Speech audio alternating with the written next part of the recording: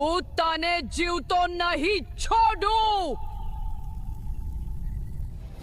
તારા જેવી કેટલીય ચુડેલોને વશ કરી. મિત્રો, માતાજીની મહિમા ચેનલમાં આપનું સ્વાગત છે. આજે આપણે સાંભળવા જઈ રહ્યા છીએ એક એવી ચમત્કારી અને દિલ ધડકાવી દે તેવી કથા, જ્યાં એક માલધારીની ગુમ થયેલી ભેંસો પાછળ છુપાયેલું સત્ય બહાર આવે છે અને માતાજીના પરચાથી એક ખૂંખાર લૂંટારો પણ ભક્ત બની જાય છે. પણ વાત અહીં પૂરી નથી થતી. વર્ષો પછી એ જ માણસના ઘરમાં એવી ભયાનક ઘટના બને છે કે આખું ગામ ડરી જાય છે. શું માતાજી ફરીથી ચમત્કાર કરશે? આ રહસ્ય જાણવા માટે વિડિયો અંત સુધી જરૂર જુઓ. વિડિયો ગમે તો લાઈક, શેર અને સબસ્ક્રાઇબ કરવાનું ભૂલશો નહીં. જય મસાણી મેલડીમાં. ઉત્તર ગુજરાતના એક નાના ગામની આ વાત છે. ગામ નાનું હતું, પરંતુ લોકોના દિલ મોટા હતા. ચારે બાજુ ખેતીના ખેતરો, વચ્ચે વટવૃક્ષ અને ગામના પાદરે શાંત પડેલું સ્મશાન. અને એ સ્મશાનની બાજુમાં હતું એક પ્રાચીન સ્થાન, મસાણી મેલડી માતાનું મંદિર. ગામના લોકો માનતા કે અહીં માત્ર મંદિર નથી, અહીં માતાજીનો સાક્ષાત વાસ છે. આ મંદિર સાથે જોડાયેલું એક નામ દરેકના મોઢે હતું: શંકર ભુવાજી. શંકર ભુવાજી કોઈ સામાન્ય માણસ નહોતા.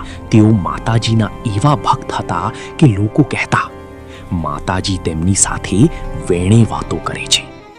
જ્યારે રાતે ગામ સૂઈ જાય ત્યારે ઘણીવાર ભુવાજીને સપનામાં માતાજી દેખાતા અને કાલે શું બનવાનું છે, કોના ઘરમાં શું દુઃખ આવવાનું છે, એ બધું પહેલા જ જણાવી દેતા.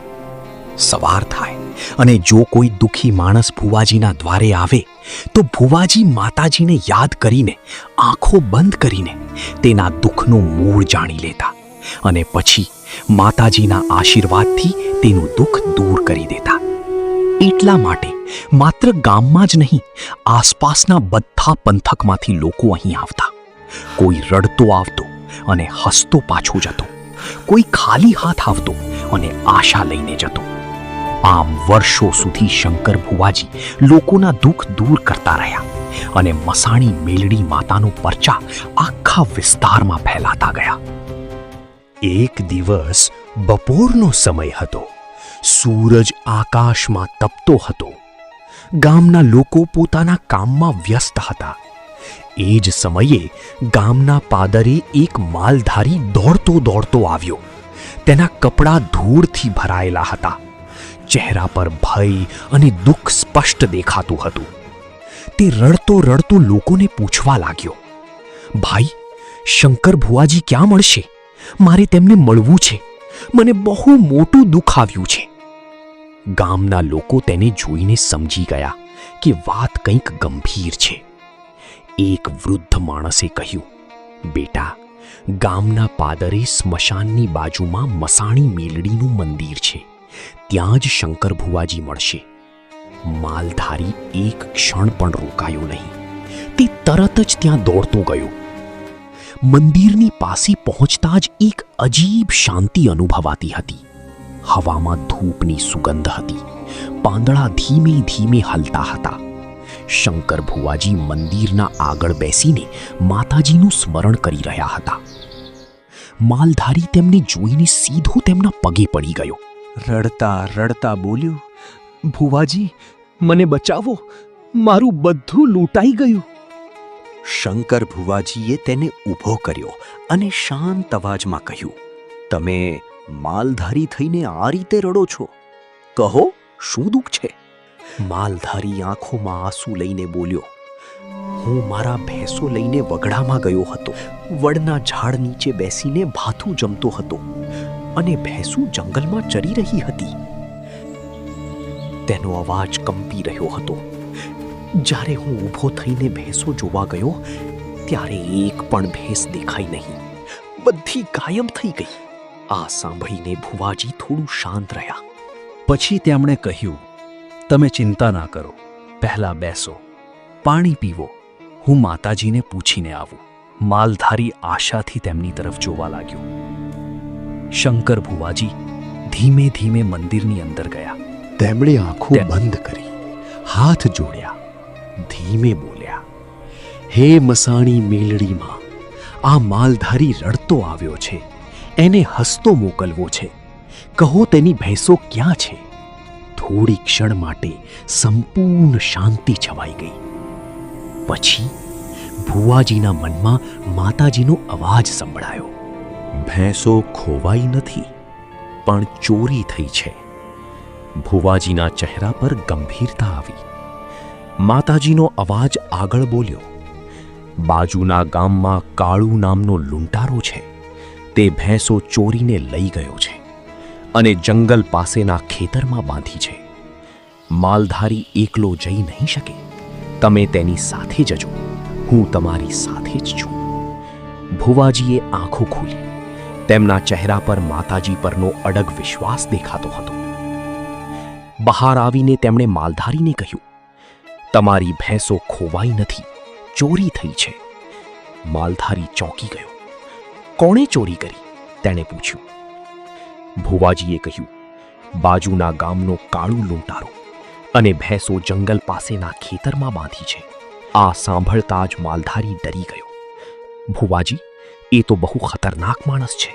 હું ત્યાં કેવી રીતે જાઉં?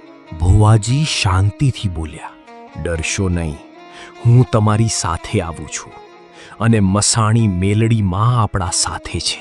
આ શબ્દો સાંભળતા જ માલધારીના દિલમાં હિંમત આવી. તે બોલ્યો, ચાલો ભુવાજી, હું તૈયાર છું. સૂર્ય ઢળવાનો સમય હતો. આકાશમાં સંધ્યાની લાલીમાં ફેલાઈ રહી હતી. પંખીઓ પોતાના ઘોંસલા તરફ પરત ફરી રહ્યા હતા. એ જ સમયે શંકર ભુવાજી અને માલધારી એક લાંબી મુસાફરી કરીને બાજુના ગામ તરફ આગળ વધી રહ્યા હતા. માલધારીના દિલમાં હજુ પણ ભય હતો. તે વારંવાર ભુવાજીને પૂછતો, ભુવાજી, એ કાળુ લૂંટારો ખરેખર બહુ ખતરનાક છે. જો તેણે આપણને કંઈ કરી દીધું તો? શંકર ભુવાજી શાંતિથી ચાલતા રહ્યા. તેમના ચહેરા પર કોઈ ડર ન હતો. તેમણે ધીમે કહ્યું, ડર ત્યારે લાગે જ્યારે આપણે એકલા હોઈએ, પરંતુ જ્યાં માતાજી સાથમાં હોય ત્યાં કોઈનો ભય નથી. આ શબ્દો સાંભળીને માલધારી થોડો શાંત થયો. થોડી જ વારમાં તેઓ કાળુ લૂંટારાના ગામમાં પહોંચ્યા. ગામમાં પ્રવેશતા જ પાદરમાં કેટલાક લોકો બેઠા હતા. ભુવાજીએ તેમને પૂછ્યું, ભાઈ, તમારા ગામમાં કાળુ રહે છે? એક માણસ બોલ્યો, હા, રહે છે, પણ હવે એ પહેલા જેવો નથી. હવે તેણે ચોરી કરવી છોડી દીધી છે. આ વાત સાંભળીને ભુવાજી થોડા સ્મિત સાથે બોલ્યા, સાચું? તો પછી આજે સત્ય સામે આવશે. એટલામાં ગામનો મુખી ત્યાં આવી પહોંચ્યો. મુખીએ બંનેને જોયા અને પૂછ્યું, કોણ છો તમે અને કાળુ વિશે શું પૂછો છો? શંકર ભુવાજીએ શાંત સ્વરે કહ્યું, આ માલધારીની 5 ભેંસો ચોરી થઈ છે, અને તે ચોરી તમારા ગામના કાળુએ કરી છે. આ સાંભળતા જ બધા લોકો ચોંકી ગયા.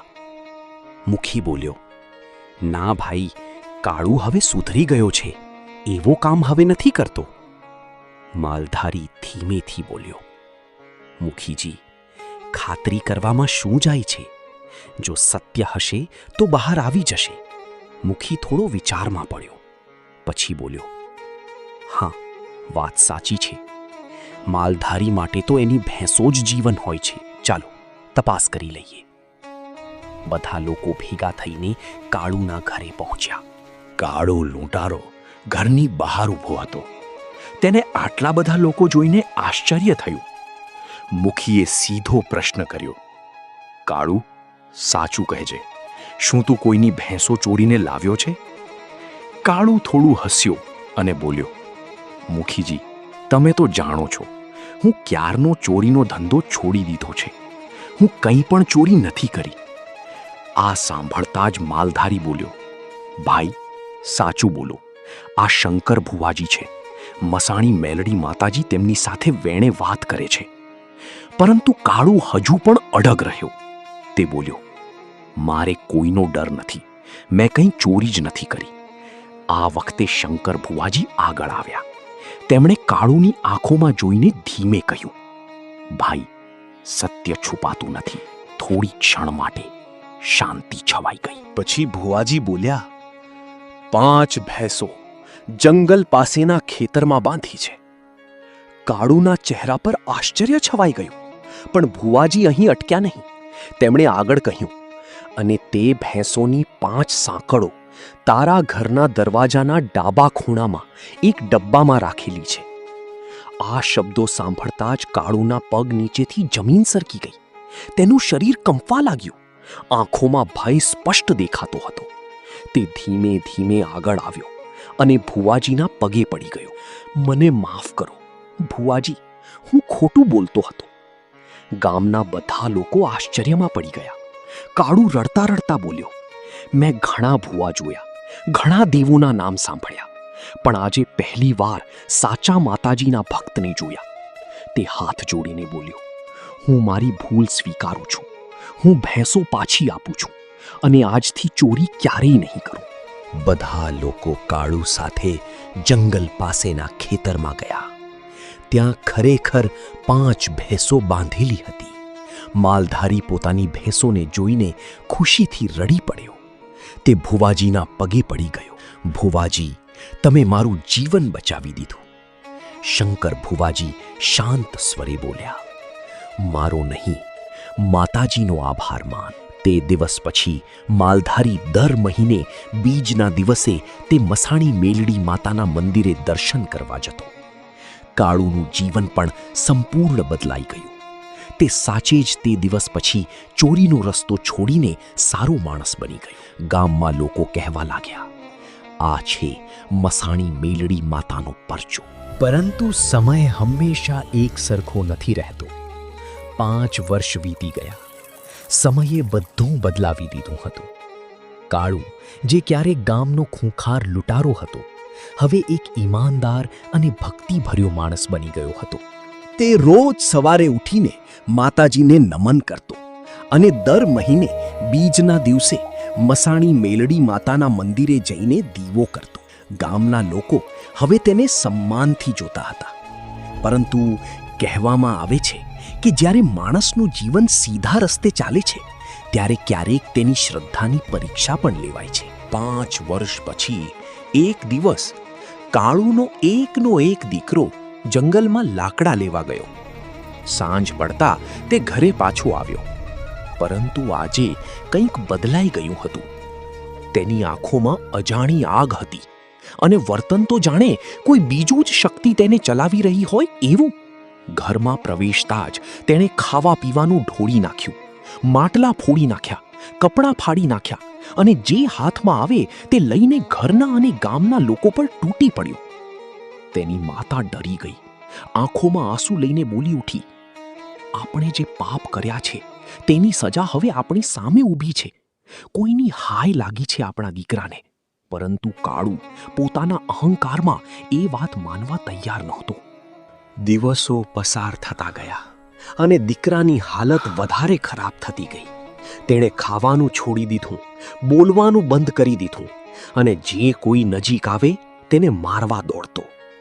અંતે થાકી ગયેલો કાળુ પોતાના દીકરાને સાંકળથી એક રૂમમાં બાંધી દે છે.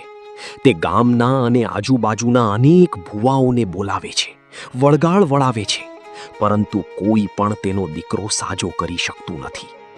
કાળુનો અહંકાર હવે તૂટી ગયો હતો. આંખોમાં પસ્તાવો અને દિલમાં ભય ભરાઈ ગયું. એક દિવસ દુઃખના ભાર નીચે તૂટી પડેલો કાળુ શાંતિથી બેસેલો હતો. ત્યારે તેને અચાનક 5 વર્ષ જૂની એક ઘટના યાદ આવી. તે દિવસે તેણે એક માલધારીની ભેંસો ચોરી કરી હતી અને પછી મસાણી મેલડીના ભક્ત શંકર ભુવાજીએ માલધારીને ભેંસોનું સાચું ઠેકાણું બતાવ્યું હતું. આ યાદ આવતા જ કાળુ તરત જ ઊભો થયો અને આશાની છેલ્લી કિરણ સાથે તે માલધારીના ઘરે દોડી ગયો.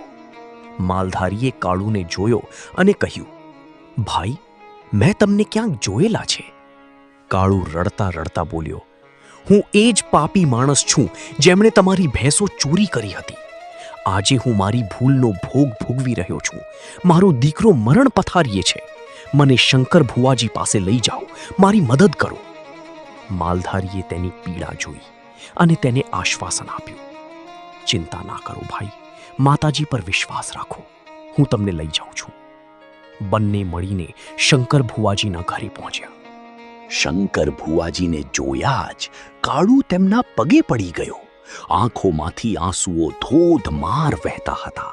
ભુવાજી, મારા દીકરાને બચાવી લો, તે જ મારો સહારો છે. મેં બહુ પાપ કર્યા છે, પણ હવે મને માફી આપો. શંકર ભુવાજીએ શાંત સ્વરે કહ્યું, શાંત થાઓ, માતાજી પાસે રજા લઈએ. એમ કહીને તેઓ મેલડી માતાના મંદિરે ગયા. આંખો મીચી અને ભક્તિપૂર્વક પ્રાર્થના કરી. થોડી વારમાં માતાજીની કૃપા ઉતરી. દીકરાને વગડાની ચૂડેલ વળગી છે. તમે તેના ઘરે જાઓ, હું તમારી સાથે છું. કાળી ચાદર ઓઢાડીને અને નારિયેળ ફેરવી તેને મુક્ત કરો. માતાજીના આદેશ સાથે શંકર ભુવાજી કાળુના ગામ તરફ નીકળ્યા. ગામમાં પ્રવેશતા જ ખબર મળી કે દીકરો બેભાન પડ્યો છે. ઘરે પહોંચતા જ કાળુ પોતાના દીકરાને જોઈને તૂટી પડ્યો. હે ભુવાજી, મારા દીકરાને બચાવી લો. શંકર ભુવાજીએ શાંતિથી કહ્યું, તે જીવતો છે, વિશ્વાસ રાખો.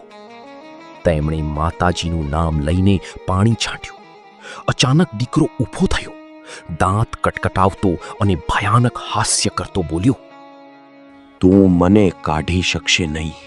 ઘણા ભુવા આવીને ગયા, હું તને પણ મારી નાખીશ. શંકર ભુવાજી દ્રઢ અવાજમાં બોલ્યા, મસાણી મેલડીના નામે જ્યાંથી આવ્યો છે ત્યાં ચાલ્યો જા. તેમણે ફરી પાણી છાંટ્યું. દીકરો શાંત થઈ ગયો, સૂઈ ગયો. પછી કાળી ચાદર ઉઢાડી, નારિયેળ અને અગરબત્તીથી વિધિ કરી અને કહ્યું, આ નારિયેળને 4 રસ્તે ફોડી નાખજો, ચૂડેલ વળી ગઈ છે. લોકોને શંકા હતી. ત્યારે શંકર ભુવાજીએ કહ્યું, જો દીકરો ઉઠીને ખાવાનું માંગે અને સારી વાત કરે તો માની લેજો. થોડી વારમાં દીકરો ધીમે ધીમે ઊભો થયો. આસપાસ જોયું અને કહ્યું, આપણા ઘરે આટલા બધા લોકો કેમ આવ્યા છે? મને બહુ ભૂખ લાગી છે, ખાવાનું આપો. આ દ્રશ્ય જોઈ ગામના લોકો ચકિત થઈ ગયા.